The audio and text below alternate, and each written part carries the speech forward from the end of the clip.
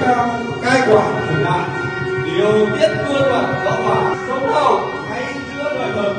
Sách các bạn ấy đại diện cho thủy đại trực tiếp, mấy chứng cho sự quy trùng của bạn chịu cho sức mạnh của trí tuệ của cái khác. Đây là sự học chất điều kỳ của sức mạnh thế gian và trí tuệ của thế gian,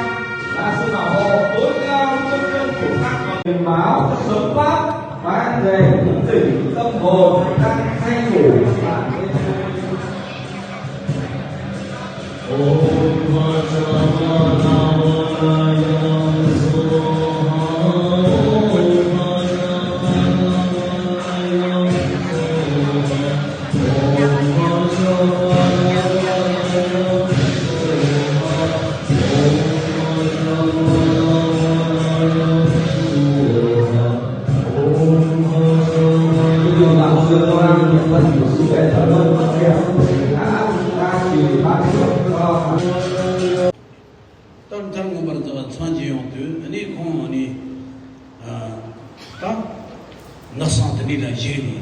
ta không có chuyện đấy là tiền chẳng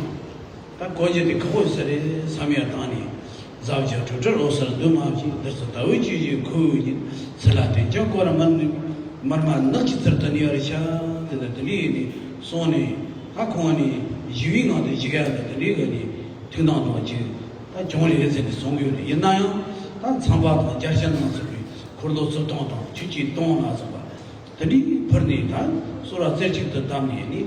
심지어 로돈 제반아니 추추에도 리버트 추치 고도 고고레 소니 드니지니 야라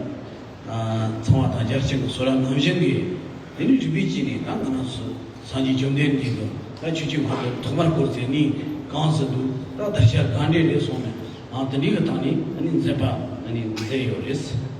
Okay, when he got enlightenment, he found the true nature. The answer to this life